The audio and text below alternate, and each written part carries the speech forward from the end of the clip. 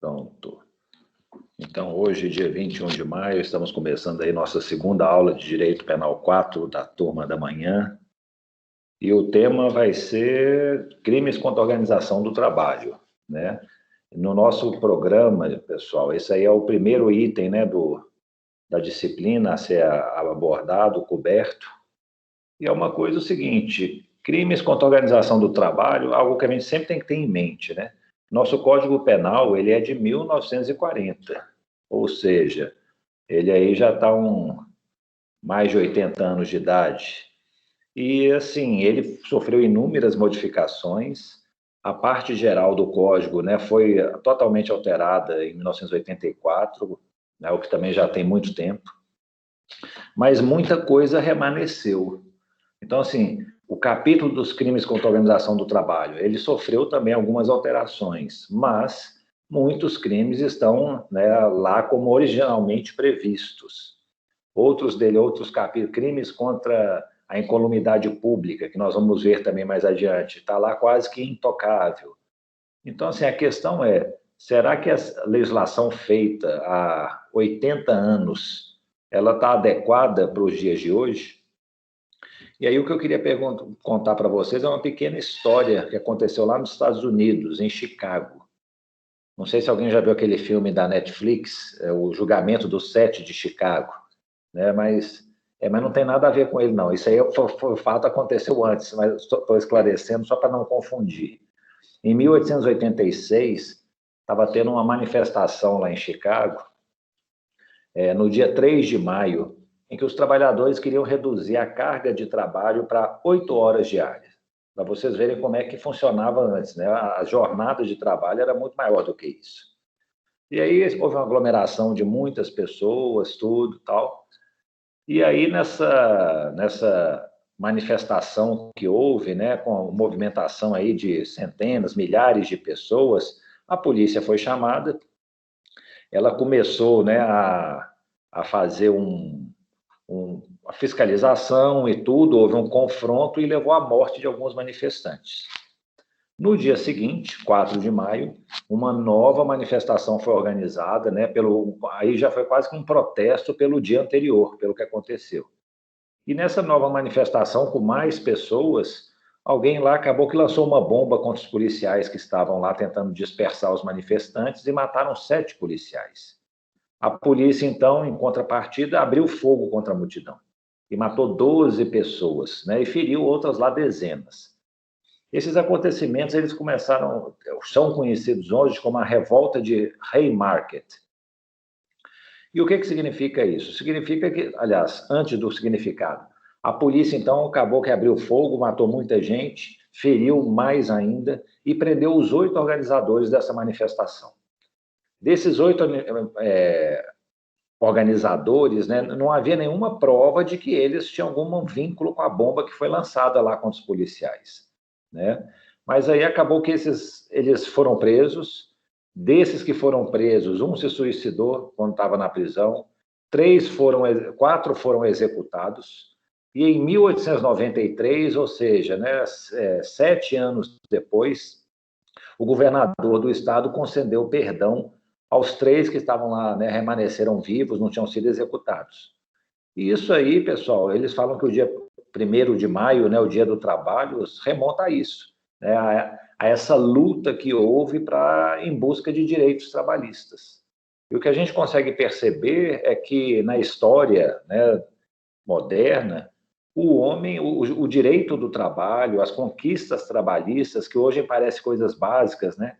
Jornada de trabalho de 8 horas, férias remunerada, descanso uma vez na semana, uma aposentadoria depois de muitos anos trabalhados, né? Aquilo que está incorporado já na nossa vida, isso aí foi conquistado com muita pancadaria, com muito sangue, né? Com muita luta.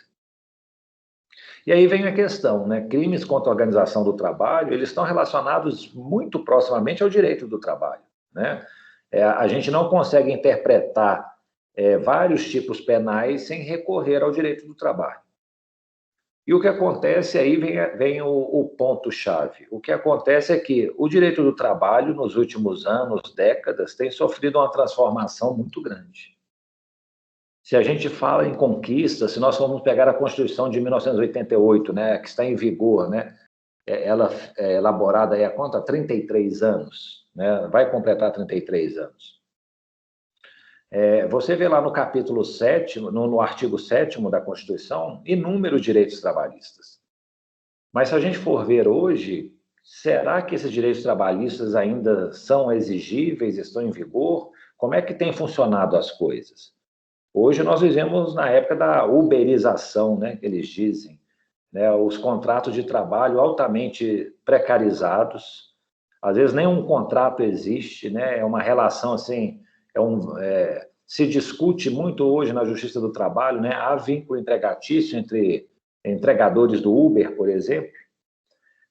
Como é comum hoje as cooperativas de trabalho, a cooperativa da Unimed, o que é isso? Por que a Unimed não contrata médicos, paga salários para eles, 13º, férias, como toda empresa? Ah, não, vamos fazer uma cooperativa, é uma forma de tornar para a empresa o empregado menos oneroso e supostamente está dividindo lucros com os cooperados. Quem já não viu, às vezes, uma pessoa jurídica, uma pessoa física, criar uma empresa individual, para poder ser contratado para prestação de serviços? Antigamente, como é que funcionava? O homem dá sua carteira de trabalho, vem aqui, deixa eu assinar sua carteira, seu salário é X, eu pago FGTS, eu pago contribuição previdenciária. Hoje não. Hoje as empresas querem cada vez mais ter menos custos com o empregado. E uma forma que eles utilizam é essa. Cria uma empresa, vai ser uma empresa contratando outra empresa. Mas isso aí é uma ficção.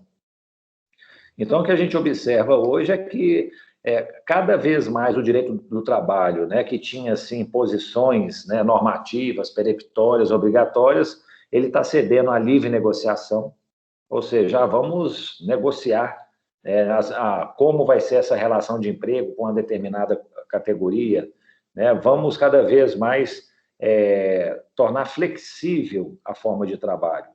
Né, vamos suprimir alguns direitos trabalhistas para tornar mais econômica, mais produtivo não, é mais lucrativo a atividade econômica. E por aí vai. Né? Trabalhadores que ganham com base na produtividade. Isso aí, por exemplo, né, na indústria da cana, né, no álcool, produção de açúcar. O trabalho escravo nesse tipo de atividade é muito comum, pessoal. O que acontece?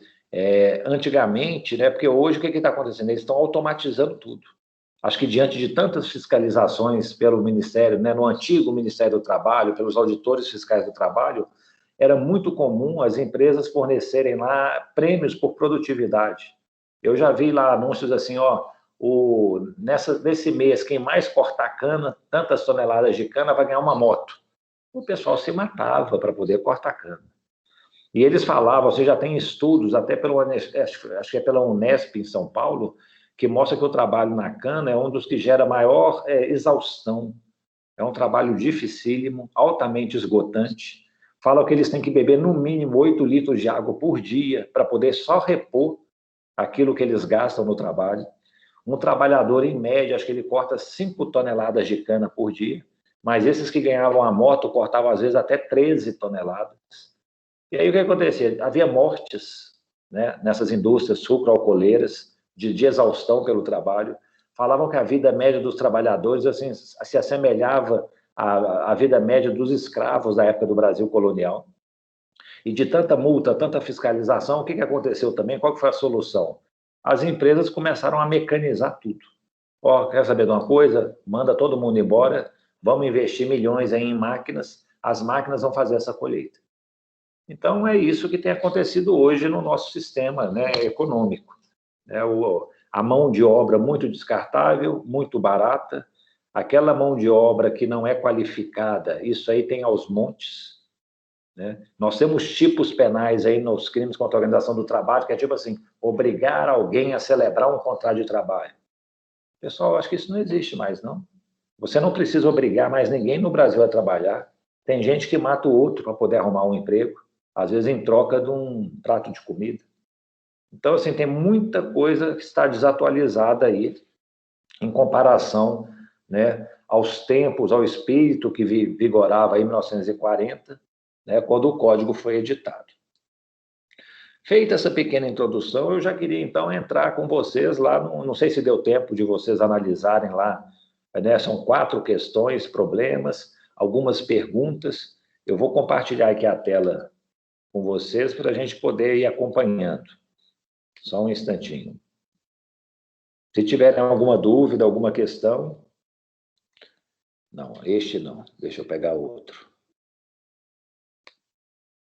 Por que está aqui no automático?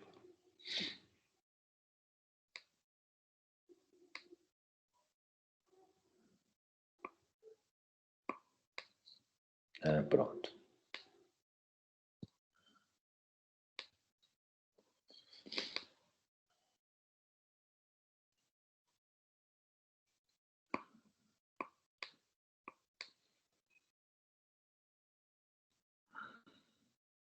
Pronto, vamos lá. Pessoal, aqui, ó, inicialmente, né, são essas questões que eu queria colocar e gostaria, né, respondam aí pelo chat ou oralmente, né, os achados que tiveram aí. Nesse título, né, qual que é a pena máxima prevista para os crimes contra a organização do trabalho? O que vocês me dizem? 3 anos? 3 anos?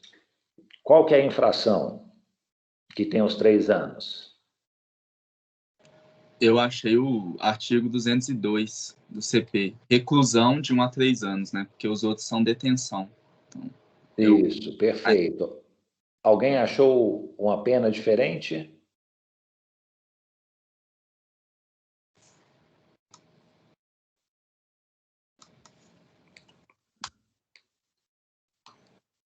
Se a gente for chegar realmente a 3 anos é a pena máxima, né? Se a gente chegar assim, mas qual que é a pena que pode ser atingida? Se a gente verificar, por exemplo, né, o artigo 207, parágrafo 2º, a pena também é detenção, né, de 1 a 3 anos. Mas lá tem uma previsão de um aumento de pena de 1/6 a 1/3 se a vítima, né, for menor de 18 anos, idosa, gestante e tal. Mas, assim, isso aí pouco importa, né? A resposta é essa mesmo, são 3 anos. O que eu quero dizer para vocês é o seguinte: se a pena máxima são 3 anos, sabe o que vai acontecer? Nós vamos ver que é possível aplicar isso aqui, ó. Não sei se já ouviram falar, mas é uma matéria mais de direito processual penal, a transação penal e a suspensão condicional do processo. Transação penal, pessoal, ela se aplica para infrações de menor potencial ofensivo. E o que é isso, né? A lei, nessa lei 9.099, fala o que são infrações de menor potencial ofensivo. São as contravenções, qualquer que seja ela, e são os crimes cuja pena máxima é até 2 anos. O que vai significar isso? Praticado um crime ou uma contravenção, né, que se encaixa aí como de menor potencial ofensivo, é possível o Ministério Público fazer um acordo, uma transação com a parte, para que ela possa chegar e falar assim, ó, em vez da gente seguir com o processo, você está disposto aí, ó, você paga aí 10 cestas básicas. Aí a gente faz essa transação e arquivamos o processo, concorda? Normalmente as pessoas concordam. E aí não fica registrado uma condenação penal, esse acordo não tem um valor de uma condenação, não fica registrado como reincidência, ou seja, são mecanismos que o direito penal e o processo penal começaram a trazer aqui para o Brasil, e já tinha aí, né, em vários países sendo aplicado, para tentar evitar um processo criminal em todos os casos. A ideia básica é, gente, isso aqui é uma infração tão pequenininha, é uma coisa tão simples, precisa uma longa dilação probatória, defesa, contestação, né, produção de prova, alegações finais para isso? Ou será que a gente não consegue resolver como a gente resolve problemas no direito civil? Vamos fazer um acordo? Então, assim, para boa parte desses crimes aí, cuja pena máxima vai até 2 anos, cabe transação penal. Por outro lado, nós temos uma outra figura, é a suspensão condicional do processo, que está prevista aqui no artigo 89 da lei. Essa lei é a lei dos juizados especiais. O que o artigo 89 dispõe? A pena mínima vai até 1 ano, então é possível, depois do juiz receber a acusação, receber a denúncia, suspender o processo. E aí esse processo vai ficar suspenso por 2 anos, 4 anos, normalmente fica suspenso por 2 anos. E aí a pessoa fica num período de prova, ou seja, ele não pode cometer novos crimes, ele tem que observar algumas condições que o juiz impõe. Às vezes o juiz chega e fala assim, você vai ter que comparecer mensalmente aqui na justiça para poder assinar aqui um ponto. Você vai ter que pagar uma cesta básica aí para uma instituição de caridade. Se a pessoa cumpre isso durante 2 anos, o processo vai ser arquivado. É quase igualzinho à transação penal. Não vai servir como uma condenação, não serve para antecedentes criminais, entendeu? Acaba que o artigo 76 é para infrações com penas menores ainda, a pena máxima até 2 anos. O 89 não, a pena pode ser um pouco maior, a pena mínima é até 1 ano. Então, por exemplo, o estelionato. O estelionato, né, um crime famoso, aí, artigo 171, a pena é de 1 a 5 anos. Então, para ele, cabe suspensão condicional do processo, porque a pena mínima é igual ou inferior a 1 ano. Agora, o estelionato não cabe transação penal, porque a pena máxima está superior a 2 anos. Então, assim, o que significa? Significa que todos os crimes contra a organização do trabalho, ou para eles vai caber a transação penal, ou para eles caberá a suspensão condicional do processo. Então, dificilmente você vai ver uma condenação por esse tipo de infração penal. Por qual razão? Por isso. Porque há um acordo, há uma suspensão do processo que não leva o juiz a proferir uma sentença. Deu para captar, pessoal? Sim. Sim. Então vamos em frente. Vamos voltar aqui para a pergunta. Tem crime culposo nesse capítulo, nesse título? Vocês acharam? Não. Não. Mas como é que não tem? Lá está escrito, não há modalidade culposa. Como é que funciona? Como é que a gente descobre isso? Se A não está culpa escrito, não. Ah, foi mal. Pode falar. Se não está escrito, não pode ser punido. Você não pode punir alguém por um crime que não existe. Isso, exatamente, né, pessoal? Só isso aqui, vira e mexe, nós vamos relembrar coisas aí, às vezes vocês já sabem, pode até parecer cansativo, mas não custa, né? A gente tem que ter em mente o seguinte: o Código Penal foi construído em função do dolo, ou seja, todos os crimes são dolosos, salvo se houver uma ressalva expressa falando, admite-se a modalidade culposa. Então, se nada fala, é dolo, é um crime doloso. Então, é preciso ter uma ressalva. E se a gente consultar, né, todo o título dessa parte do código, a gente vai verificar, não tem ressalva nenhuma. Todos os casos aqui, então, são dolosos. Sabe me dizer qual que é a justiça competente para o julgamento dos crimes contra a organização do trabalho? Justiça penal. Federal. Isso, penal. É uma matéria criminal. Dentro, a que cuida dessa matéria criminal, qual que seria? Foi federal que disseram aí?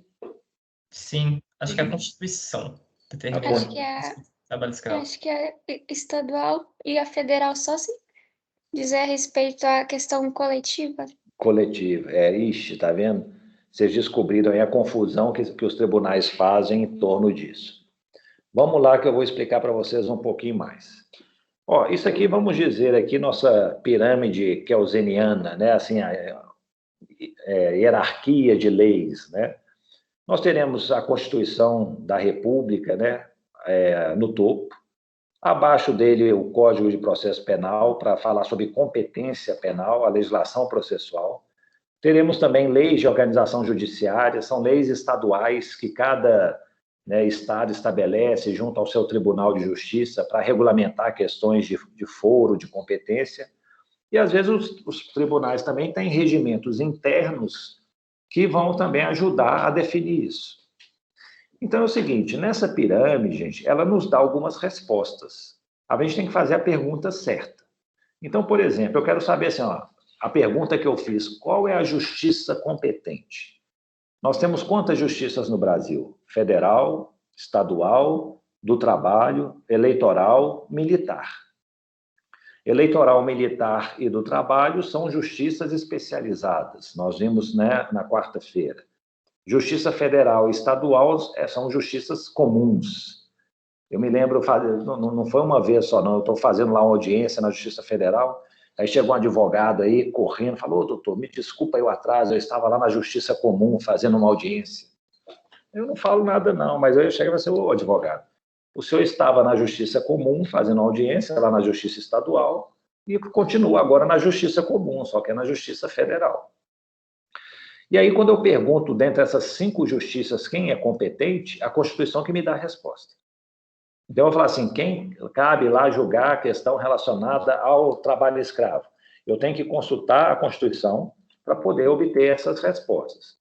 Uma maneira fácil da gente achar essa resposta é o seguinte, vá lá no artigo 109. O artigo 109, ele fala quais são as competências da Justiça Federal. E aí o seguinte, o que não for da Justiça Federal, por exclusão, vai ser da Justiça Estadual. Nós temos que ver, não, mas e a Justiça do Trabalho? Não, nós vamos lá também para verificar, então, a Justiça do Trabalho. Mas, como eu disse para vocês, Justiça do Trabalho não tem competência criminal. Não, deixa eu então ver lá na Justiça Eleitoral se tem competência. Não, podemos ver, os crimes eleitorais são a cargo do juiz eleitoral. Mas esses crimes aí, tem alguma coisa de eleitoral? Não. Lembrem-se sempre, né? Nós estamos aplicando que tipo de legislação agora? É o Código Penal, é uma legislação comum. Então, se é legislação comum, não vai se aplicar na eleitoral, na trabalhista, na militar, né? Vai se aplicar na Justiça Comum. Então, há dúvidas, vai ficar entre Justiça Federal e Justiça Estadual. Eu não tenho muita dúvida, não, né? Se a gente olhar aqui o artigo 109, né, o inciso 6º, lá fala o seguinte, compete aos juízes federais, compete processar e julgar os crimes contra a organização do trabalho. E, nos casos determinados por lei, contra o sistema financeiro e a ordem econômico-financeira. Para mim, isso aí é de uma clareza solar, né, cristalina aqui, ó, crimes contra a organização do trabalho, é da Justiça Federal. E é esse entendimento que eu tenho adotado. O porém, como foi mencionado, eu não sei se foi a Annelise que falou, né, acaba que existe, a jurisprudência começou a chegar, mas espera aí, mas quando se fala em crimes contra a organização do trabalho, não é qualquer crime contra a organização do trabalho. Vão ser apenas os crimes que afetam a organização do trabalho. Ou seja, começa a confusão por aí. Mas espera aí, todos esses crimes do título aqui não afetam a organização do trabalho? Esse não é o bem jurídico? Não, mas nós estamos querendo falar o seguinte, né, isso aí é o STJ. Quando afetar a organização do trabalho, precisa ser uma coisa mais coletiva, sabe? Tem que ter uma amplitude maior. Não é qualquer crime contra um trabalhador individual que vai ser contra a organização do trabalho. Tem que afetar o sistema de órgãos trabalhistas, não sei o quê, papapá. Então, começaram a criar essa distinção. O problema é que o Supremo Tribunal Federal, posteriormente, gente, quando analisou o crime de trabalho escravo, a competência, nós vamos ver isso na próxima aula. Ele fala o seguinte, ó, mesmo quando lesa um indivíduo, isso aí vai ser um crime contra a organização do trabalho. Então, assim, a bagunça foi feita. O STJ fala que só é contra a organização do trabalho se afeta mais de um trabalhador.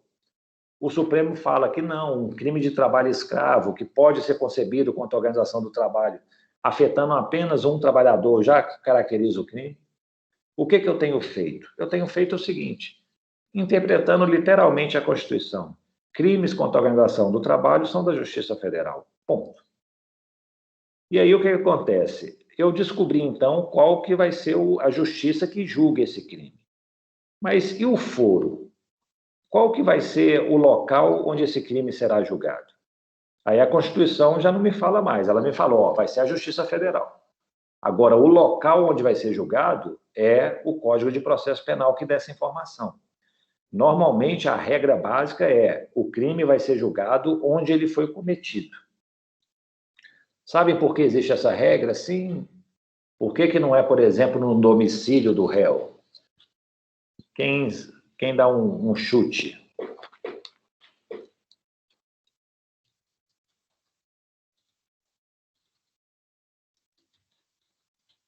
Eu acredito que deve ser pelo princípio da territorialidade, não.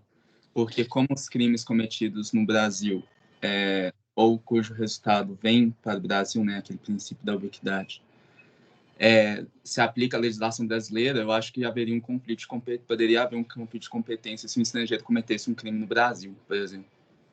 Isso é um dos argumentos, né? Pode ser isso mesmo, exatamente. Outro argumento que eles falam, aqui, ó, A lei penal, ela não tem uma finalidade de prevenção, nós discutimos isso, né?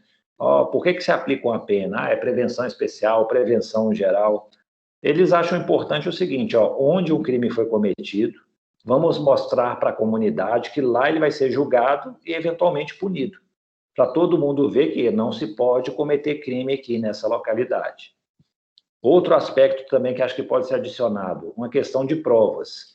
É muito mais fácil coletar provas onde o crime foi praticado do que de outro local.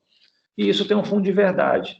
Imagine, tipo assim, um crime é cometido em Belo Horizonte e um juiz lá de Manaus vai fazer o julgamento. Ele vai ter que fazer pedidos toda hora. Juiz de Belo Horizonte, oitiva da testemunha tal. Juiz de Belo Horizonte, peça aí ao pessoal da criminalística para fazer a perícia e tal. Ou seja, o natural é que onde trabalham os órgãos de persecução penal, né, se investigue ali o crime que ocorreu. É muito mais fácil em termos de obtenção de elementos. Então, assim, normalmente é por isso que se fala que é o local onde o crime foi cometido onde ele deve ser julgado. E essa regra é trazida pelo Código de Processo Penal. Então, deixa eu dar o exemplo aqui. Foi cometido um crime contra a organização do trabalho aqui em Belo Horizonte em 2015. Então, qual que é a justiça competente? Justiça Federal. Qual que é o foro competente? Vai ser a Justiça Federal de Belo Horizonte.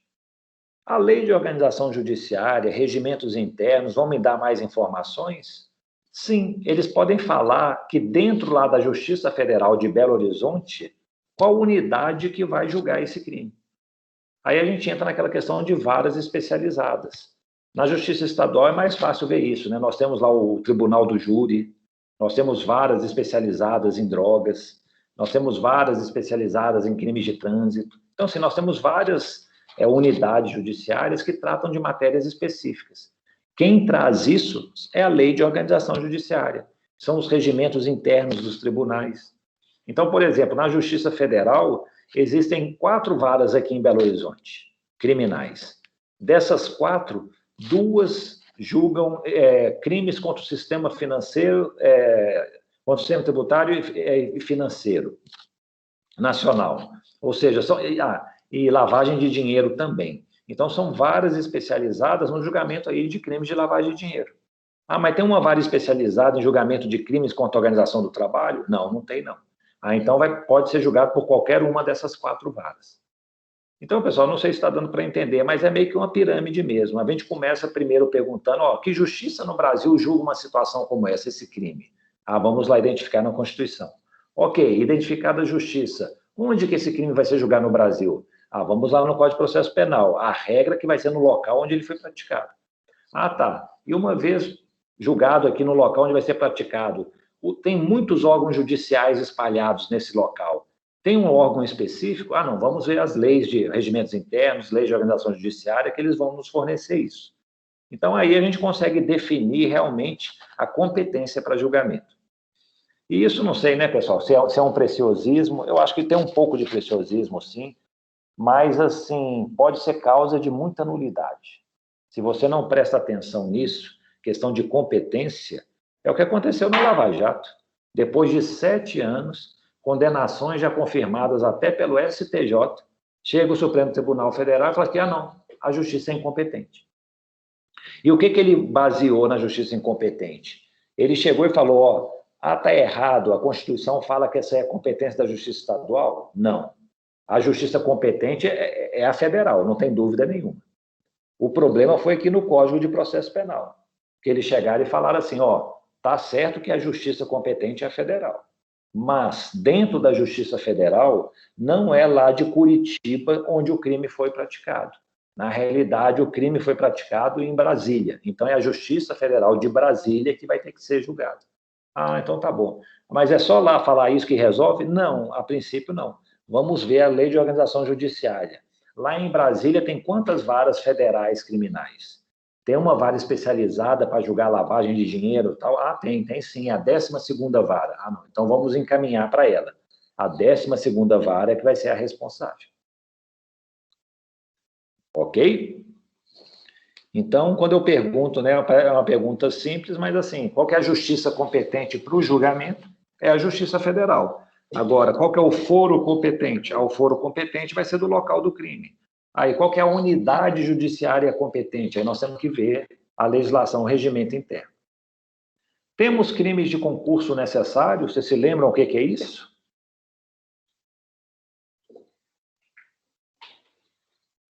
O que seria um crime de concurso necessário? Vocês conseguiram achar? Sinceramente, tem que ter mais de uma pessoa praticando.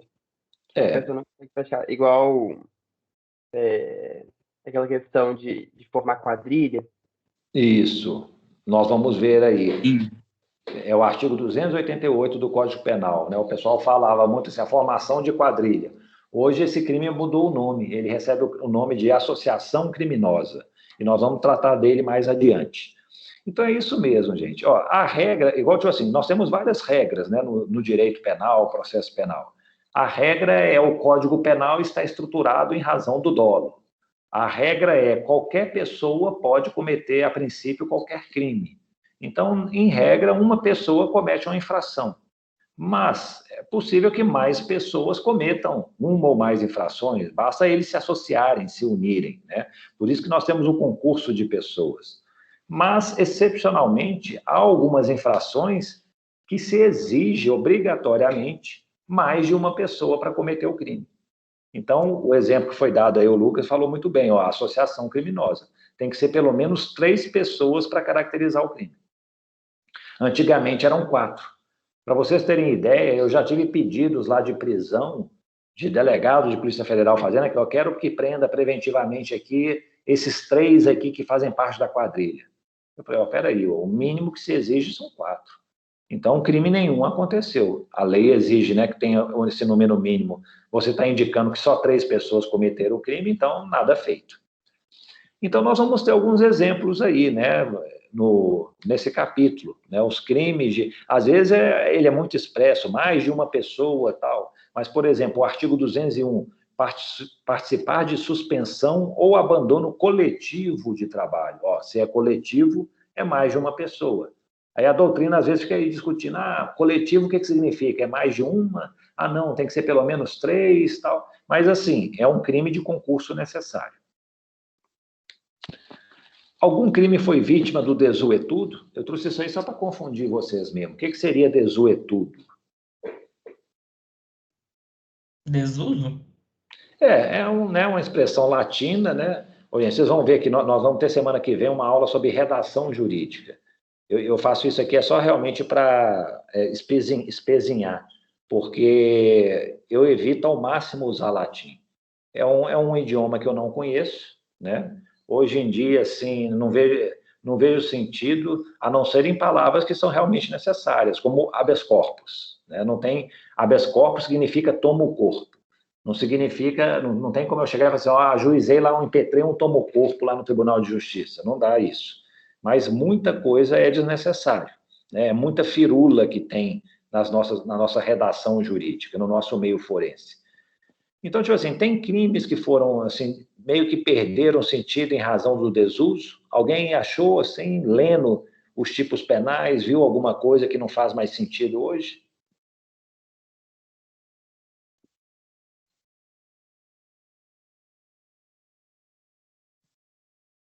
Igual, por exemplo, né, nós tínhamos o crime de adultério, né? Então, tipo assim, adultério, nossa, alguém já foi processado por adultério no Brasil?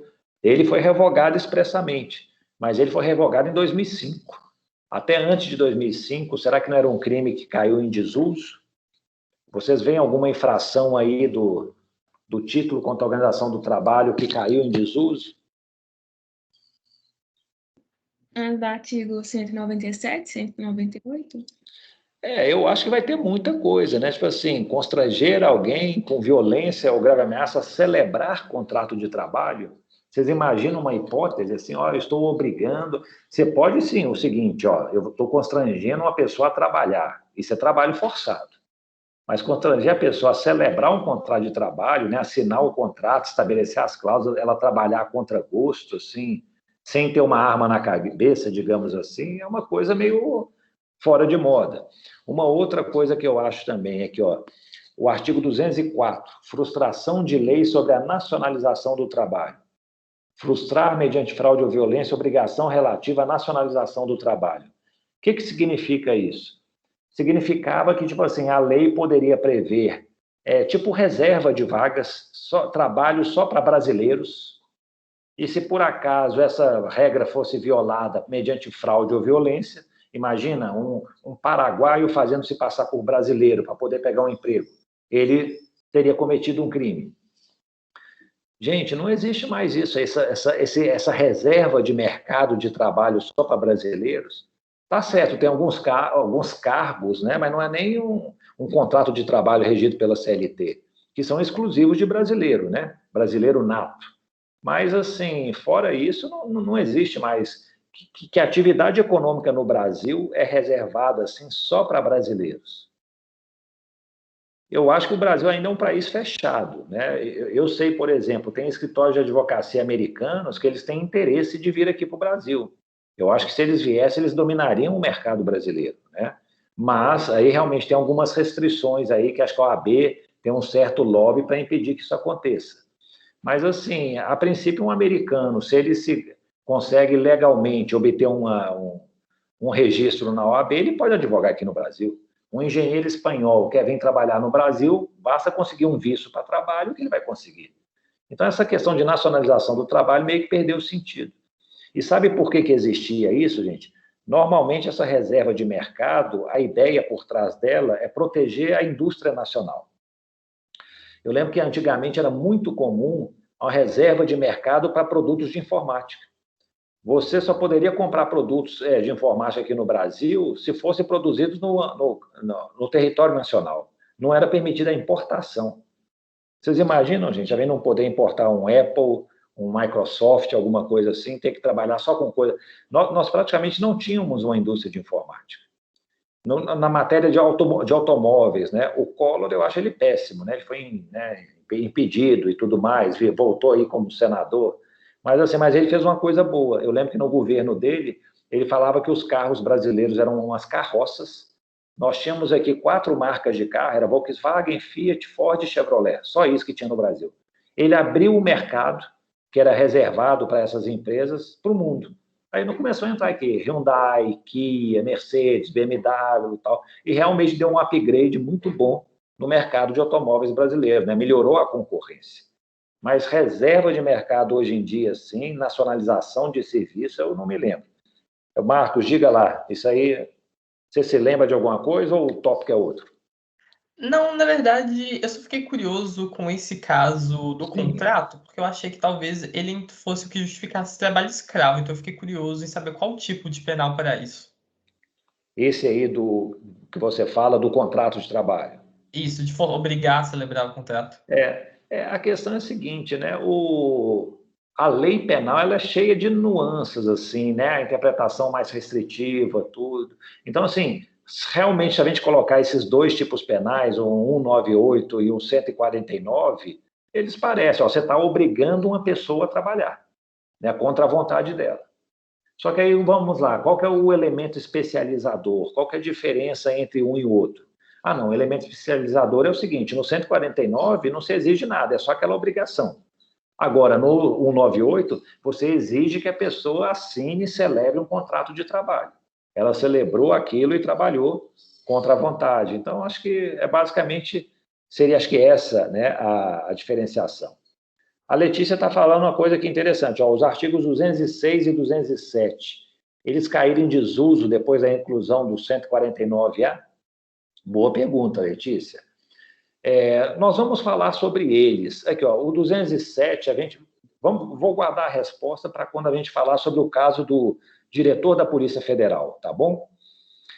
Um detalhe, pessoal, aí fica uma regra assim, eu não quis enganá-los não, mas, lei penal, ela não desaparece pelo desuso.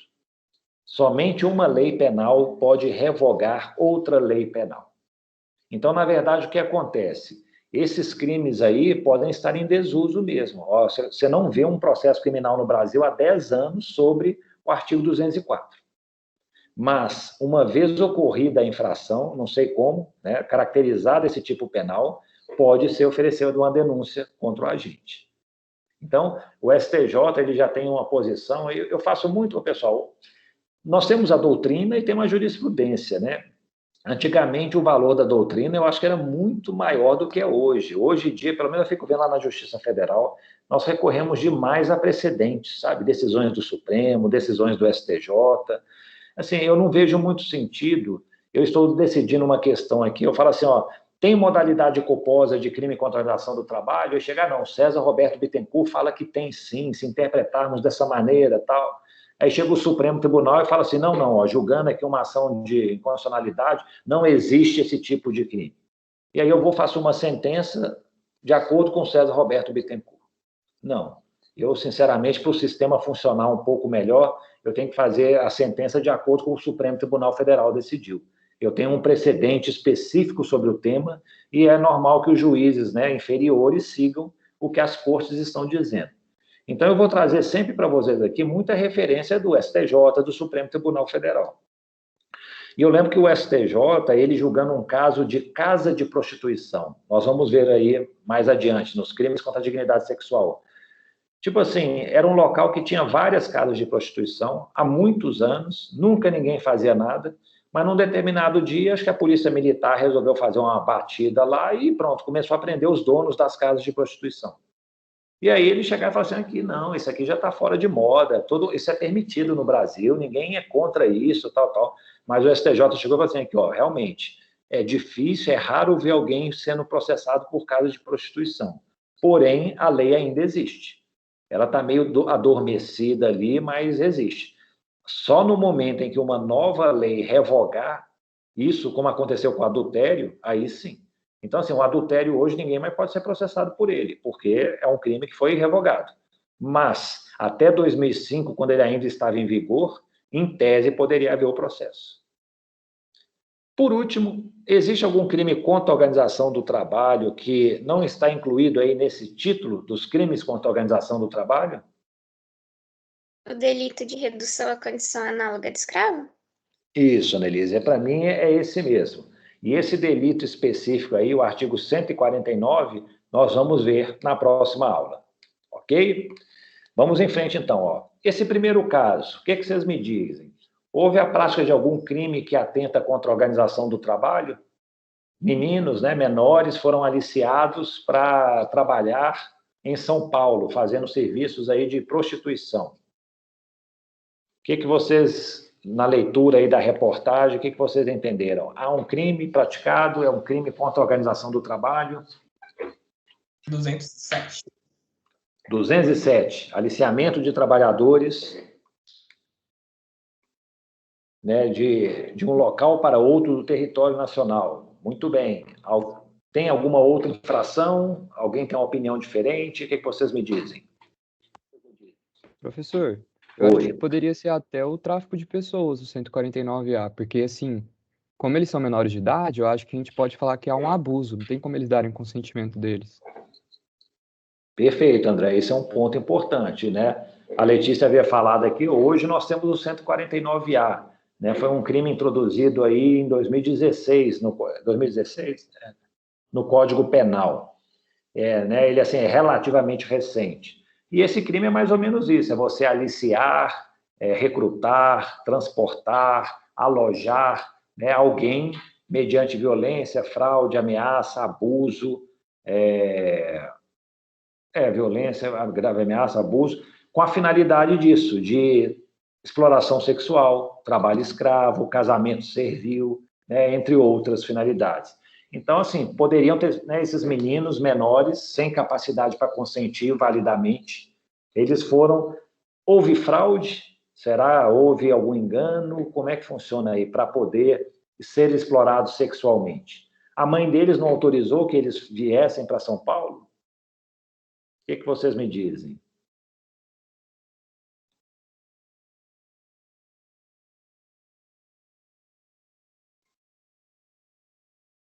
Mas eu acho, professor, que, por exemplo, embora ela possa autorizar a viagem, eu não acho que ela não possa autorizar, por exemplo, o filho dela ir para uma organização que vai ficar responsável pela transição sexual dele e vai colocar em condição de prostituição sexual todos menores de idade.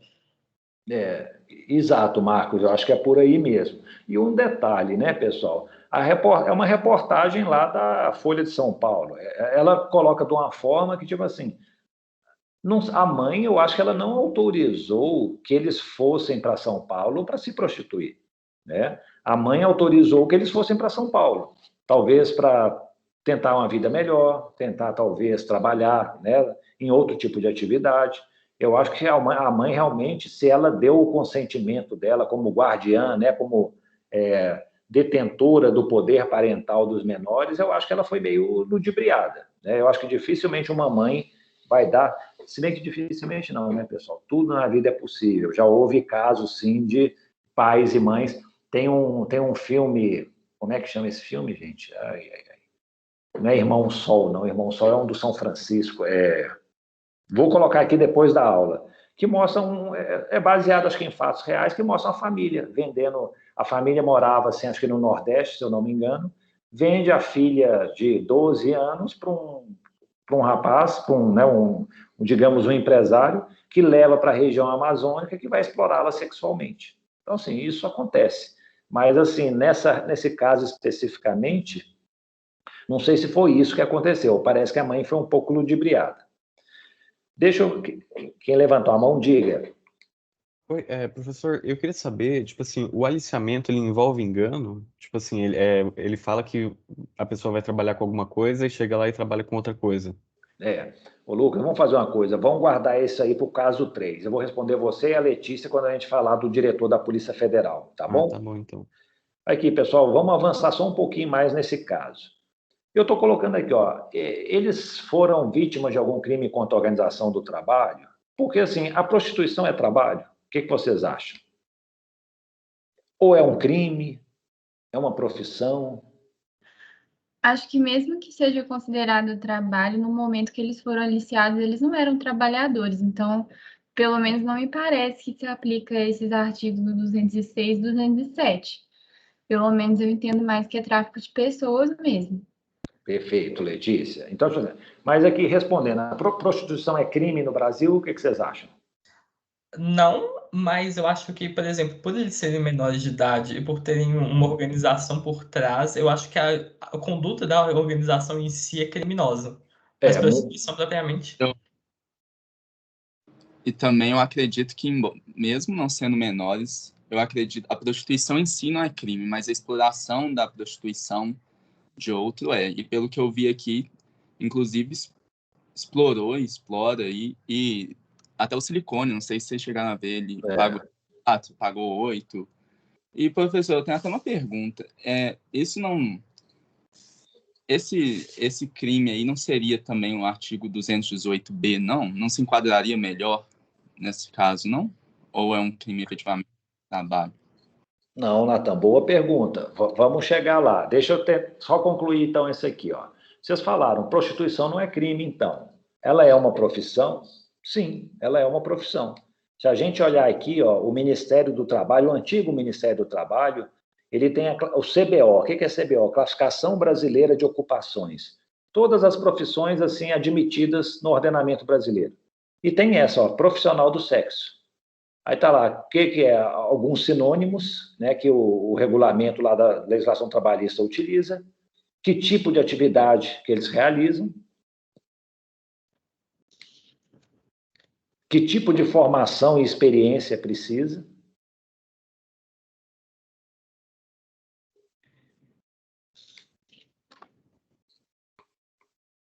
E as condições de exercício da profissão.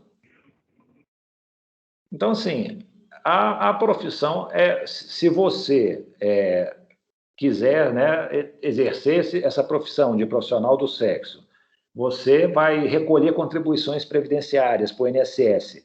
Depois de 30 ou 35 anos, né, dependendo se for homem ou mulher, você se aposenta. O que acontece é o seguinte, tem associações, né, de profissionais do sexo, tudo, eles gostariam de uma regulamentação específica para essa profissão.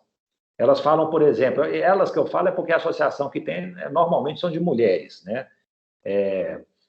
A maioria dos integrantes, se não todos, né, eu não sei, mas a maioria dos integrantes é composto por mulheres.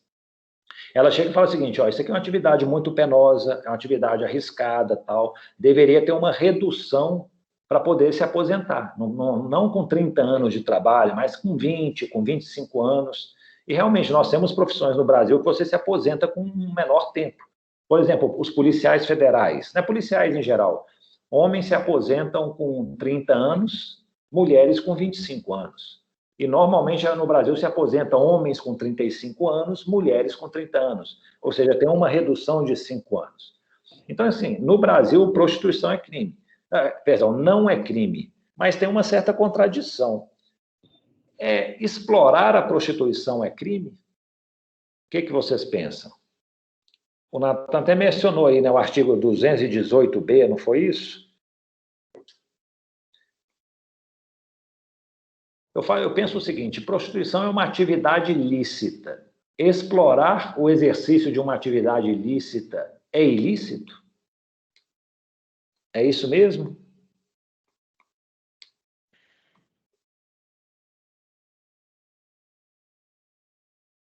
Então, por exemplo, a atividade de engenheiro é uma atividade ilícita. Eu monto uma empresa, contrato engenheiros, eles começam a trabalhar para mim. Eu estou fazendo algo ilícito?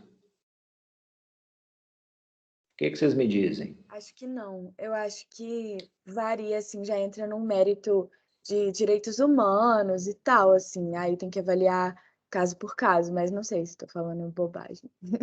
Eu suspeito que tenha previsão direta para o caso de prostituição.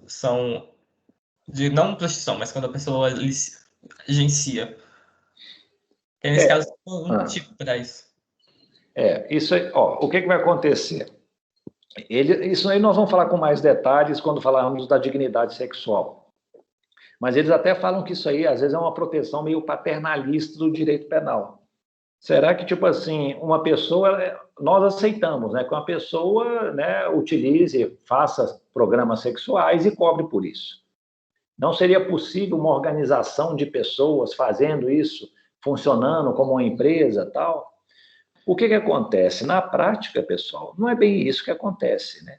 Quando envolve esse tipo de serviço sexual, o que normalmente a gente vê que tem por trás disso é o quê? São tráfico de pessoas, é uma exploração abusiva, é o uso, às vezes, de violência, né? Não está tendo aquela exploração sexual, é muita droga, talvez, envolvida. Então, assim, não é um exercício, o desempenho de uma profissão num ambiente aí muito saudável e cheio, né? Livre de qualquer irregularidade.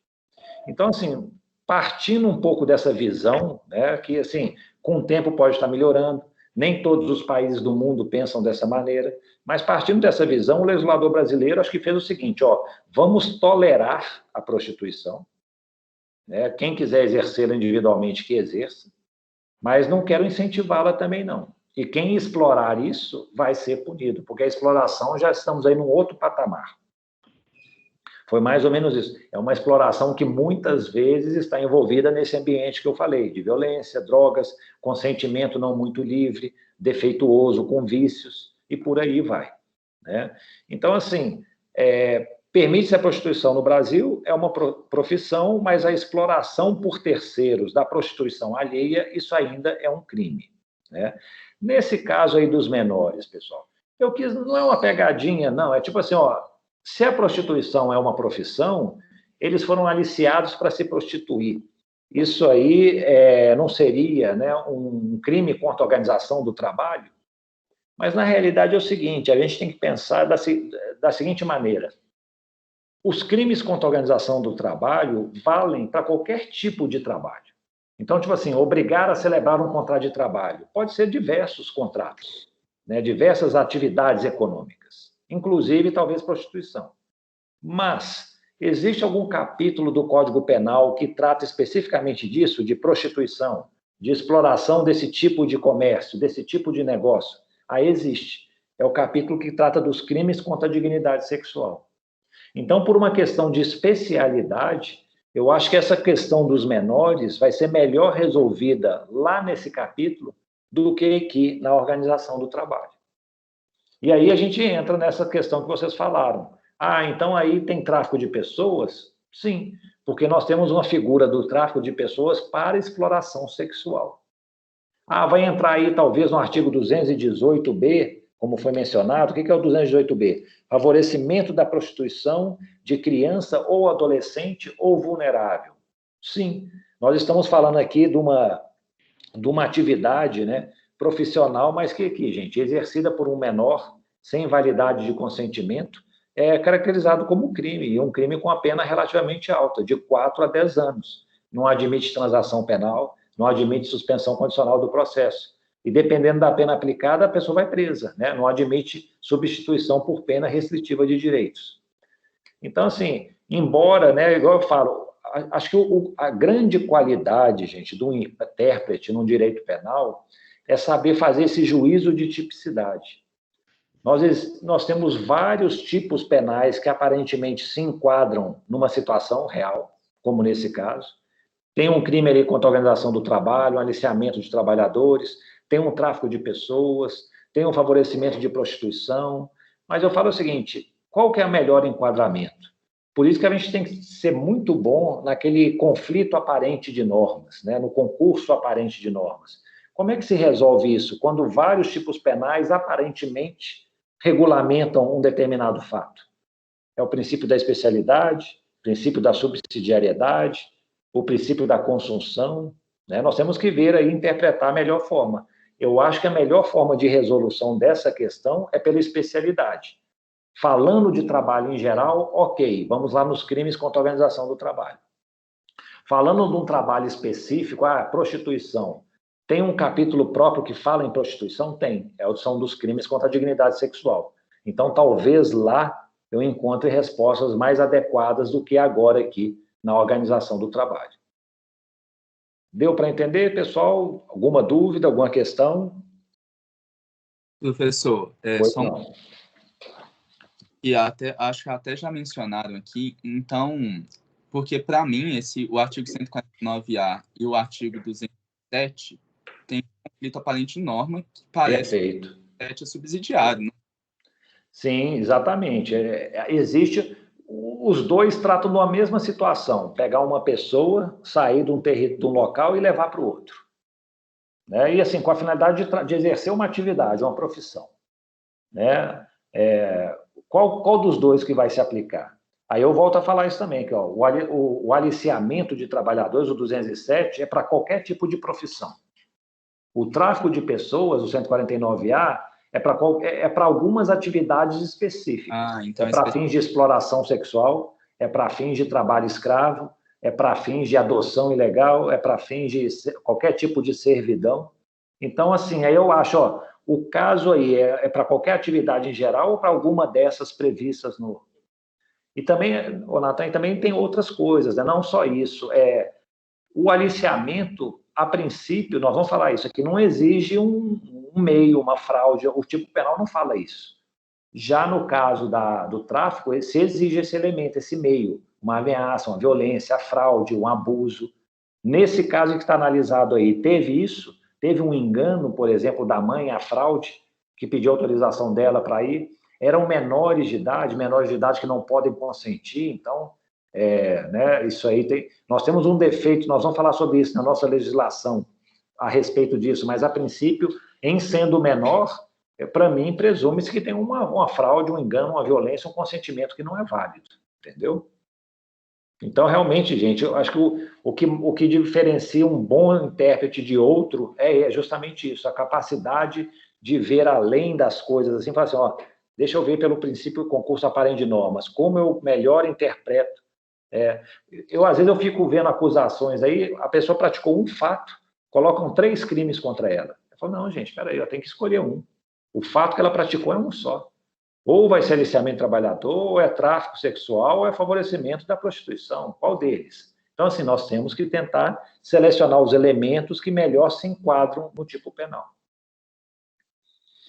Professor? Pois não. Consegue me ouvir? Claro. Eu fiquei com uma dúvida sobre essa questão da tipificação do crime. Quem faz isso é o Ministério Público no momento que oferece a denúncia para o Sim, Gabriel, perfeito. Na verdade, todo mundo faz isso. Né? Um delegado de polícia, quando ele está investigando, ele investigou, então ele vai fazer um relatório, ele vai concluir. e normalmente na conclusão ele faz o que eles chamam de indiciamento. Ele vai indiciar uma pessoa, falar que tem indícios de que essa pessoa foi o autor do crime tal. Então o delegado ele já faz o primeiro juízo aí de classificação. Aí manda para o Ministério Público. O Ministério Público ele não está vinculado ao que o delegado decidiu. Então, o Ministério Público também pode fazer o seu juízo e falar, não, na verdade, eu acho que o melhor enquadramento é esse, e oferece a denúncia. O juiz, no final das contas, ele que vai fazer o enquadramento final. Ele pode chegar, receber a denúncia, processar tudo. No final, na sentença, ele vai chegar e vai dizer aqui, o Ministério Público denunciou por aliciamento de trabalhadores, mas, na verdade, isso aqui é um tráfico de pessoas. E ele vai fazer o enquadramento. A lei processual penal permite essa mudança dentro de algumas circunstâncias, entendeu? Em alguns casos, precisa reabrir oportunidade para a defesa para ela se manifestar, em outros não. Vai depender do caso. Isso aí vocês vão ver em processo penal. Mas, assim, em tese, todo mundo vai fazendo essa classificação. Mas a que prevalece é a do juiz, né? Na verdade, não do juiz, né? Da última instância que decidiu quando transitar em julgado. Por isso que eu falo assim, e mesmo o advogado, né, gente? O advogado, às vezes, a defesa dele vai ser essa aqui, vocês estão acusando meu cliente de tráfico de pessoas, pena de 4 a 8 anos. Isso é um absurdo. O melhor enquadramento é o aliciamento de trabalhadores. Às vezes a defesa não dá para negar que o fato existiu. Tem prova de que o fato ocorreu, né? A vítima falou, não, me tiraram daqui e me levaram para lá. Então, às vezes, ele vai desclassificar para uma infração mais branda. O aliciamento de trabalhadores, né? Ele tem uma pena aqui, né, que vai de 1 a 3 anos, né? Isso, a detenção de 1 a 3 anos. É melhor do que você pegar uma pena de 4 a 8 anos do tráfico. Então, o advogado vai tentar influenciar o juiz de que, o melhor enquadramento é esse, baseado nisso e naquilo. Então, assim, por isso que eu falo, esse juízo de tipicidade é muito importante que a gente saiba, sabe, conduzir isso bem, saber bastante regras aí de especialidade, de consunção, progressão criminosa, subsidiariedade, porque fica mais bem enquadrada a conduta típica. Pessoal, vamos avançar que nós estamos, o horário aqui já está clamando. Deu para entender, pessoal, essa decisão do STF? Quem pode me explicar um pouquinho esse caso do mandado de injunção?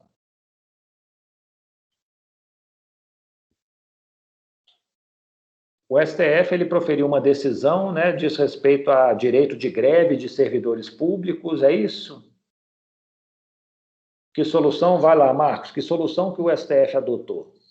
Não, é só porque, por exemplo, uma vez que a Constituição obriga o legislador a criar uma lei específica regulando o direito de greve dos servidores públicos, mas como o Congresso ainda estava omisso em relação a isso, então o STF determinou que a lei de greve geral para trabalho do setor privado pode ser aplicado com as devidas adaptações ao setor público. O que, nesse caso, incide sobre o artigo 201. Isso, perfeito, Marcos. Então, explicou tudo. Então, não temos lei, o STF falou, aplica a lei para a iniciativa privada. E aí, com alguma adaptação, como o Marcos mencionou. Aí eu pergunto o seguinte, isso aí afeta a interpretação de algum tipo penal dos crimes contra a organização do trabalho? O que vocês me dizem? O 201 mesmo? O 201, paralisação de trabalho de interesse coletivo. Participar de suspensão ou abandono coletivo de trabalho, provocando a interrupção de obra pública ou serviço de interesse coletivo. Então, imagine, né? Hoje está sendo comum, né? Às vezes tem um serviço público, faz greve, aí vai lá na justiça, aí o juiz fala assim, não, tem que garantir um mínimo aí de 30% de atendimento, tem que ter não sei o quê, depois quando a greve acabar vai ter que repor as horas não trabalhadas, sabe? Por aí vai. Tem várias regras. Isso aqui, gente, é mais ou menos o seguinte, é a criminalização do direito de greve. O 201. Assim, mais ou menos, né? Porque é o seguinte, aqui, é crime se você fizer greve, se você paralisar, suspender um trabalho de interesse público, né? Uma obra pública ou um serviço de interesse coletivo, né? O serviço público, naturalmente, é de interesse coletivo. Então, isso aqui está mais ou menos criminalizando. Aí eu fico pensando o seguinte, em 88, a Constituição falou que o funcionário público, o servidor público, tem direito à greve, nos termos da lei. Lei essa que ainda não existe. Aí o Supremo falou, não, aplica a lei da iniciativa privada. Como é que resolve-se esse imbróglio, então? O direito de greve do servidor público hoje é permitido?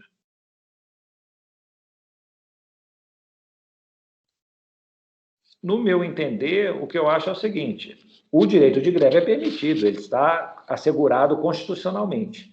Mas depois dessa decisão do Supremo, ele tem que ser exercido nos termos da decisão. Ou seja, lá a lei da iniciativa privada, ela menciona, não, essa lei aqui você tem que manter um número mínimo de trabalhadores, você depois vai ter que repor as horas perdidas, tal. Então, se tudo isso for observado, foi um direito de greve legalmente exercido. Agora, se não se observar essa regulamentação, né, legal, digamos assim, né, o mandado de injunção ele vai ter esse efeito, né, transforma a decisão judicial em algo obrigatório que deve ser seguido para a generalidade dos casos. Aí você talvez possa incorrer no artigo 201. Você está paralisando, né, uma obra de interesse coletivo, né, sem a observância do que a lei permite. Embora, né, pessoal, hoje em dia eu não me lembro de casos assim de trabalhadores do serviço público que fizeram greve e foram punidos criminalmente por isso. Eles podem até, talvez, no máximo, responder a um processo administrativo, sabe, se houver alguma represália da administração. Podem, talvez, perder os dias de trabalho, os dias paralisados, mas processo criminal em relação a isso, eu acho que é aquela coisa meio do desuetudo. Existe, é possível, mas eu acho que é muito pouco provável. Questões? Podemos avançar?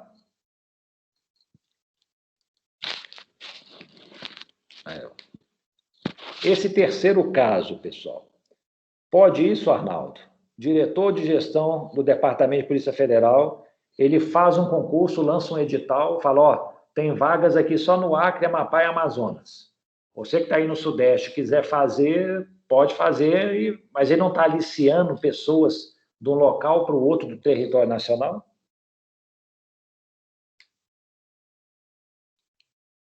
Ele pratica esse crime? O que vocês acham?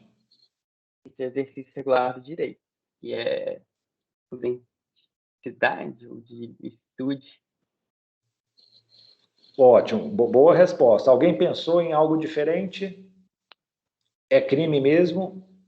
E eu não sei também se seria aliciar, porque aliciar é um verbo que parece que é uma coisa que você não está, a pessoa que está sendo aliciada está sendo meio que enganada, que não seria o caso. O edital já deixa tudo muito bem claro a priori.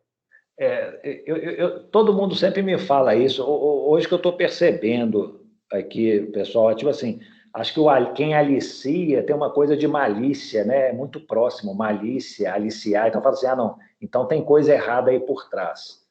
Mas, a princípio, pessoal, aliciar trabalhadores, vocês podem substituir aí, ó, recrutar trabalhadores. Se a gente for ver o tipo penal, aqui, ó, não se exige no caput nenhum fraude, engano, violência, nada. O parágrafo 1º, sim, incorre na mesma pena quem recrutar, né, mediante fraude, cobrança de coisa, não assegurar condições de retorno. Então, em tese, constitui crime simplesmente você tirar pessoas de um local e levar para o outro do território nacional. Faz sentido?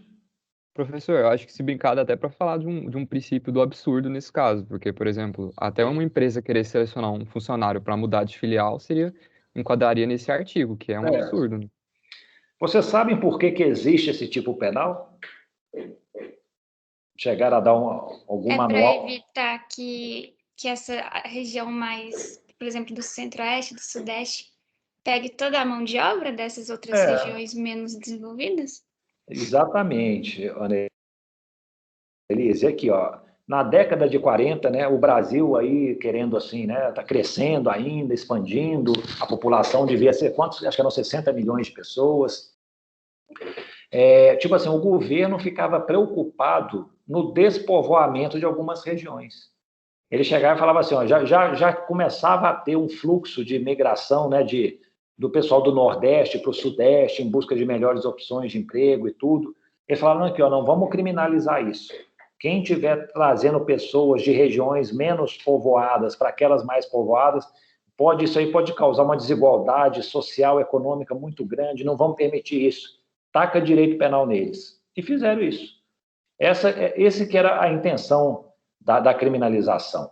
Impedir esses fluxos migratórios aí que poderiam desequilibrar, né, a distribuição populacional. Pessoal, hoje não tem sentido nenhum mais isso, né? Você vê, eu trabalhei em Marabá durante muitos anos, né? Não sei se eu mencionei que eu fui juiz federal lá durante 5 anos, no interior do Pará. Lá tem a Vale, gente, a Vale pega os funcionários aqui de Belo Horizonte para levar lá para Carajás. Talvez vocês tenham até conhecido os parentes que passam por isso. Vai lá trabalhar quilômetros. Eu mesmo, então, eu fui vítima, né, desse crime. Eu estava aqui em Belo Horizonte trabalhando como juiz substituto, fui aliciado pela União, que me levou lá para Marabá para eu virar juiz titular. Ou seja, não tem sentido nenhum isso. Então, aí, gente, eu acho que são duas coisas. Realmente, esse tipo do 207, ele leva uma certa perplexidade, porque você alicia trabalhadores sem fraude, sem nada, basta simplesmente transferir de um local para o outro. Se você quiser fraude, você vem aqui no parágrafo 1º. Mas o que eu tenho lidado, como eu tenho lidado com isso? Isso aí em decisões, casos que eu já tive. Eu falo, ó, isso aqui, gente, contraria aquele princípio da adequação social, né? Tem um autor, é o chileno Mir Puig, que ele chega e fala o seguinte, ó, a lei penal não pode considerar como crime aquilo que a sociedade não considera mais. E é mais ou menos por aí. Hoje em dia é tão comum empresas, órgãos públicos, pegar trabalhadores, levar de um local para o outro do território nacional, que, imagina o Neymar saiu daqui do Santos, foi lá para Real Madrid, Barcelona, ganhando milhões, aqui, ó, foi aliciado. Tem lógica isso? Nenhum. Então, eu falo isso, ó, ou é uma questão de adequação social, né, perdeu o valor, o juízo de tipicidade já não pode mais ser feito, é uma conduta atípica, ou como foi mencionado aí também, a gente pode talvez sair pelo exercício regular de direito. Aqui, ó, na verdade, isso aí permite, é permitido hoje a contratação de pessoas de qualquer lugar do país. Não existe essa restrição, essa regra meio que de reserva de vagas, né? Nacionalização do trabalho. Só pode trabalhar no Acre, Amapá e Amazonas quem nasceu no Acre, Amapá e Amazonas. Isso não existe. Então, está exercendo um direito regularmente. E uma outra coisa também, né, gente? Tem aquela causa supralegal de exclusão da ilicitude, o consentimento do ofendido. Eu posso chegar e falar assim aqui, ó, você que foi aprovado no concurso, a pessoa está dando graças a Deus, né, gente? Vai ganhar um salário bom, vai começar a trabalhar no mercado aí de trabalho tão concorrido e difícil. Você consentiu em sair daqui de Belo Horizonte para trabalhar no Acre? Consenti, eu estou doido para ir para lá. Eu tenho uma ex-aluna, foi também aluna lá da clínica, trabalha escrava, a Marina, ela formou tem uns 2 anos. E ela hoje é agente da Polícia Federal no Acre. Ela está lá em Epitaciolândia, está assim, tá satisfeita, trabalhando lá, né? É uma vida totalmente diferente, tudo, um concurso muito difícil que ela passou, e ela passou cedo, né? Tão logo aprovada, tão logo ela concluiu o curso de Direito, ela já passou nesse concurso. Que crime é nisso? Ou seja, não há sentido nenhum. Então, eu tenho adotado esses 3 entendimentos aí que eu acho que daria para resolver. Ou é a adequação social, ou é exercício regular de direito, ou existe o consentimento do ofendido, que aí afasta também a ilicitude. Mas vejam bem, né, gente? Um detalhe que eu vou sempre frisar aqui no nosso curso. Quando você vai elaborar uma defesa penal, você sempre tem que ver quais são os elementos do crime e onde a defesa penal vai atuar. Então, o crime é um fato típico, ilícito, culpável. Ok. Essa defesa que eu estou sustentando, ela ataca a tipicidade? Se for adequação social, ataca a tipicidade. Então, o fato é atípico. Essa defesa ataca a ilicitude? Se for o exercício regular de direito, está afastando a ilicitude. Se for o consentimento ofendido, também afasta a ilicitude. Então, assim, a gente não... Tecnicamente, o ideal não é chegar... Vamos defender o diretor da Polícia Federal. Chegar e falar assim, não, gente, isso é a coisa mais normal que existe. Isso não é uma defesa técnica. Isso é uma defesa leiga, que qualquer um faria. Eu acho que a melhor defesa técnica é essa aqui, ó, não. Em primeiro lugar, a conduta dele é atípica. Por que é atípica? Porque ele está fazendo uma coisa tal que se conforma ao princípio da adequação social. É um fato perfeitamente admissível hoje em dia. Tal. O mundo hoje está globalizado. Tal. Transporte de trabalhadores pelo mundo existe, ainda mais internamente. Não, além disso, tem o princípio que vai excluir a ilicitude da conduta dele. Ele agiu no exercício regular de direito. é permitido a ele recrutar pessoas do país, tudo, tal. Pelo contrário, se ele restringisse, talvez, as pessoas de determinado local, isso sim seria uma discriminação, né, entre trabalhadores. E, além disso, existe o consentimento do ofendido, que vai excluir novamente a ilicitude. Lembrem-se sempre disso, pessoal. A defesa penal, ela tem um princípio que se chama princípio da eventualidade. Você pode alegar várias defesas sucessivamente. Então, tipo assim, não escolhe só uma, não. Escolhe a primeiro, nós vamos ver isso aí na redação jurídica, aquela que é a mais forte, isso é importante. Né? Concentre suas forças nela, mas sempre alegue. Então, tipo assim, em tese, uma defesa penal, você pode chegar e falar o seguinte, aqui, ó, o réu não cometeu o crime, aliás, esse crime não ocorreu, o homicídio. O corpo não foi localizado, o goleiro Bruno com a vítima Elisa Salmôdio. O crime não ocorreu, a vítima sumiu, ela viajou para o exterior. Mas se por acaso o crime tiver acontecido, o réu não tem nada a ver com isso. Ele não foi autor do crime. Ele estava viajando em outra cidade, tal. Quem cometeu o crime foi outra pessoa.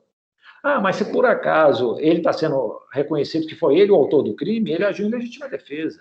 Ele foi atacado, tal. Mas se por acaso tiver afastado de legítima defesa, ele agiu, sabe, por aí vai. É lógico que, às vezes, gente, a defesa desse jeito fica louca. Advogados ruins, eles apresentam teses que são contraditórias. Mas os bons advogados, eles conseguem fazer de uma forma que você chega, se eu não acatar essa defesa, tem essa outra possibilidade, ok, tal. São defesas que não se excluem, são defesas que não colidem, entendeu? E que fazem um certo sentido. Então, lembre-se sempre disso. Na próxima aula, nós temos lá um caso de crime de redução à condição análoga de escravo. Vocês vão ser contratados para fazer a defesa lá do fazendeiro. A defesa tem que ser técnica.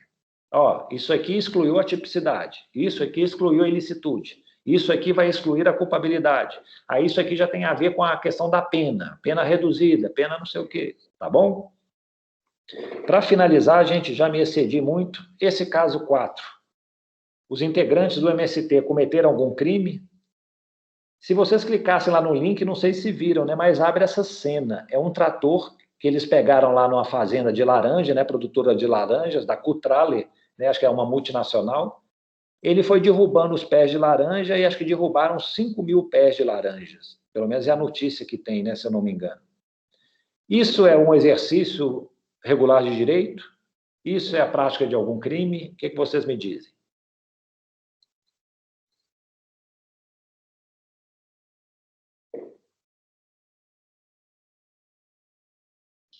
Eu acho que é o 202, professor. O 202, né, que eles falam que é a sabotagem violenta, né, invadir ou ocupar estabelecimento industrial, comercial ou agrícola com o intuito de impedir ou embaraçar o curso normal de trabalho, ou com o mesmo fim danificar o estabelecimento ou as coisas nele existentes ou delas dispor. Reclusão de 1 a 3 anos. O pessoal, é o tal negócio. Quando eu estive em Marabá, eu tive tantos, assim, não é embates, não, questões para apreciar relacionadas ao MST, né, que lá, assim, no norte do país, questão de reforma agrária, tal, eles são muito fortes. Então, assim, não era raro acontecer isso. Eles invadiam fazendas e falavam, não, isso aqui é uma fazenda não produtiva, estamos desapropriando a fazenda, vamos começar a utilizá-la para as famílias, né, para a reforma agrária. Era na força que eles faziam isso. Então, assim, era complicado. Aí o fazendeiro ajuizava ações de reintegração de posse. Às vezes isso aí vinha para a Justiça Federal, porque tinha um interesse do INCRA, né? O INCRA, o Instituto Nacional de Colonização para a Reforma Agrária, que ele que se encarregava disso. Então, assim, nossa, eu já teve uma vez lá que o MST chegou na cidade, 5.000 integrantes. Eles acamparam dentro da cidade e paralisaram a cidade quase que inteira. Eles proibiram o trânsito do pessoal. Então, tipo assim, era uma questão muito delicada, né? Você tinha que chamar, às vezes, o exército para poder ter alguma segurança, para poder, né, ter alguma ordem. Então, assim, como eu disse no início, né, muitos direitos trabalhistas foram conquistados assim, com luta, com pancadaria, né, não seguindo a regulamentação que existia na época, e, de certa maneira, o MST faz isso. Mas é o tal negócio, né? Isso aí se enquadra como um tipo penal. Se por acaso se enquadrar, isso aí vai ter. Normalmente, pessoal, o que acontecia eram negociações. E no final das contas, ainda que algum crime tivesse sido cometido, normalmente não se levava à justiça, sabe, apuração, punição do fato, nada disso. Assim, é um problema social que o pessoal talvez decidia por não encaixotar num processo judicial. Falar, vamos tentar resolver esse problema social que já está muito bom, que é um problema grave que pode trazer transtorno para todos nós. Só finalizando aqui com a resposta da Letícia, né, que o artigo 206 e 207, eles caíram em desuso. Letícia, eu acho que sim, era muito comum no caso de trabalho escravo, né, no artigo 149, ser denunciado em conjunto com 207. Falou que houve o aliciamento de trabalhadores, o trabalhador veio do Maranhão para o Pará, e aqui no Pará ele foi explorado. Então, são 2 crimes. Agora, com o tráfico de pessoas, ele vai substituir esse 207. É o que eu tenho visto, entendeu? Então, assim, o trabalhador saiu do Maranhão para ir para o Pará. Para ele foi oferecida uma proposta de trabalho maravilhosa, então, em determinadas circunstâncias. Quando ele chegou lá, a realidade era outra, ele foi ludibriado, vai ser tráfico de pessoas, né, para fins de exploração do trabalho escravo. Então, realmente, houve uma substituição. O 207 hoje, ele talvez vai se dedicar àquelas situações em que não há fraude, violência, ameaça. Mas, como eu disse para você, aí nesse caso eu acho que nem crime existe, né? Ele desapareceu. Ou seja, a gente está tentando ver se os crimes contra a organização do trabalho ainda têm alguma utilidade hoje em dia no nosso sistema jurídico. No fundo é isso. E o 206, né? Recrutar trabalhadores mediante fraude com o fim de levá-los para o território estrangeiro. Eu acho que ele persiste ainda, né? Porque o que tem a fraude não é uma coisa que é uma adequação social, não é um exercício regular de direito, você enganar alguém e levar para o exterior para trabalhar lá. A questão é o seguinte, se por acaso ele foi levado para o exterior e ele trabalha lá como um trabalho escravo, aí vai ser tráfico de pessoas.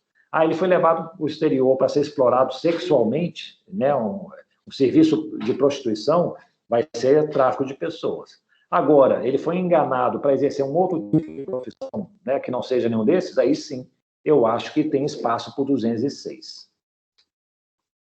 Ok? Esse é o caso 4, esse aqui eu vou passar. Pessoal, então é isso, né? Se não tiverem nenhuma dúvida, já ficam convidados aí para quarta-feira, dia 26, nós vamos falar sobre trabalho escravo. Eu vou pedir para vocês, pessoal, eu não sei como é que vocês estão assistindo às aulas, se é pelo celular, por um computador, mas eu acho que para vocês baixarem esse aplicativo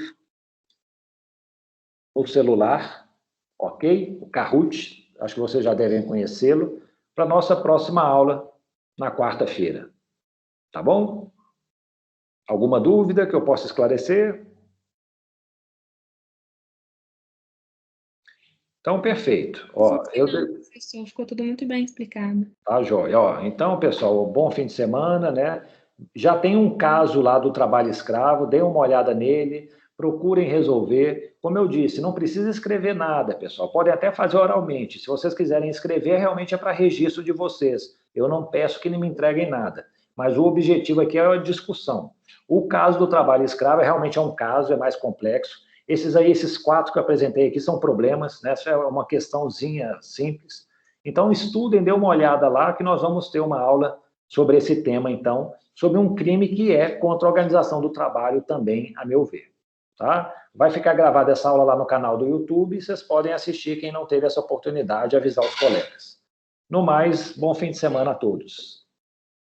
Tchau, professor. Muito obrigada. Obrigado, professor. Tchau, tchau.